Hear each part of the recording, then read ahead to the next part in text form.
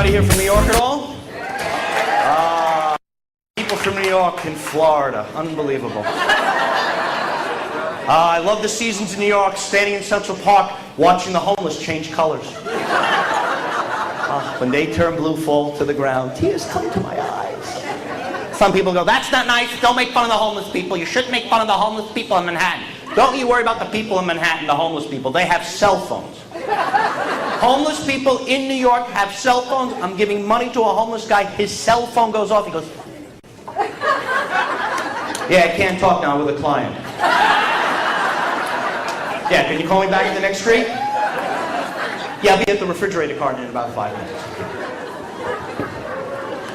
I drove down here all the way from Delray Beach. So exciting. Went through customs, immigration, everything. Got a GPS? Anybody have a GPS?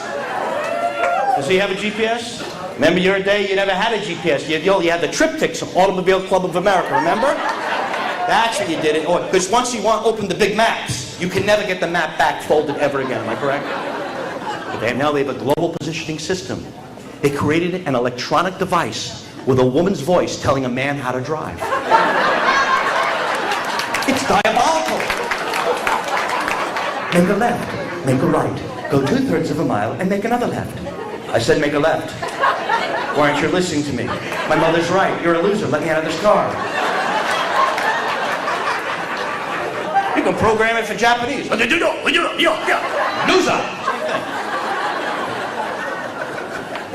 This is an amazing device, all right? You didn't have a GPS in your day. Look, it tells you exactly what's up ahead. It tells you the future. It's like a pocket Nostradamus. You kids, wouldn't you like to have that when you graduate college? You have a GPS in your forehead, you know what's right ahead. 3/4 of a mile is opportunity. Nope, it's General Motors. Recalculate. Oh look, the woman of your dream. Nope, it's the Octomom. Recalculate.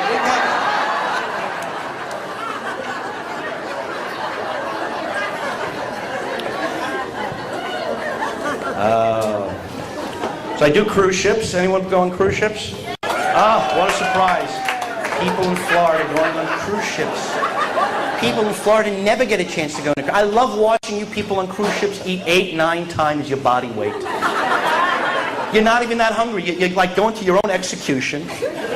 And the more money you lose at the casino, the more you put on your plate. So you're thinking, we paid for it.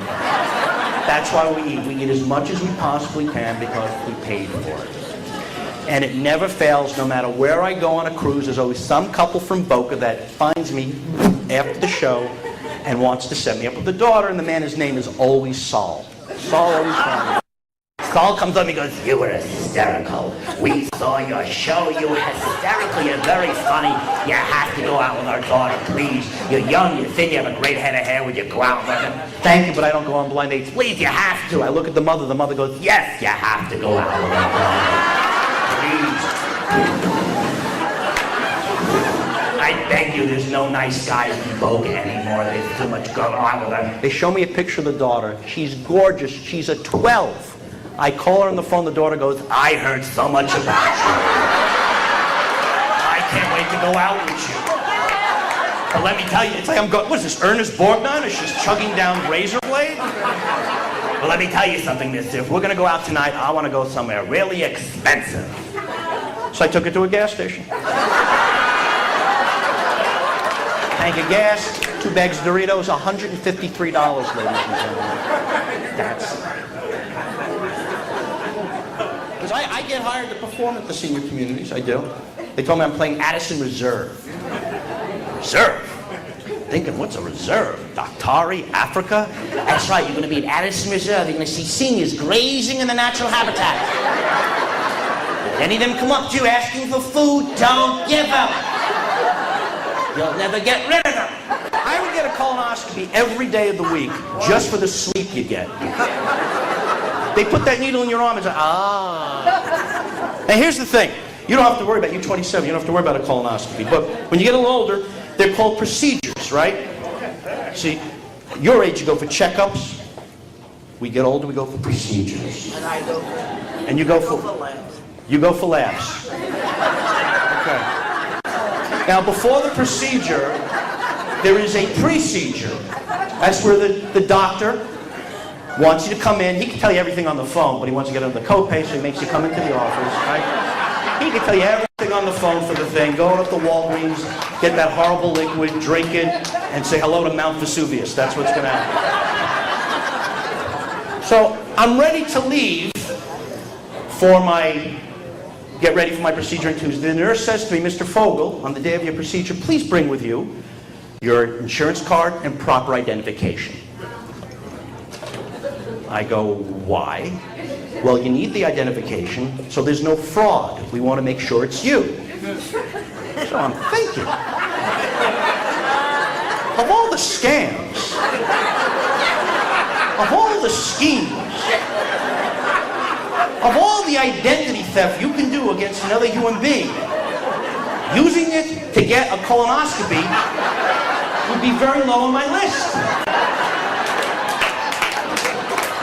But I'm in conflict. Part of me would feel violated. The other part of me applauds the moxie of this guy to be in a wellness program. Checking accounts? Nah. Got his credit cards? Nah. I got a colonoscopy. I said to that nurse, if anybody comes in pretending to be me, wanting a colonoscopy, put it on my tab. Colonoscopies for everyone. Some are even grandparents. This amazes me. Why? Because I'm a bachelor. And the difference between a bachelor and a married man, bachelor comes home, sees what's in the fridge, goes to bed. Married man comes home, sees what's in bed, goes to the fridge.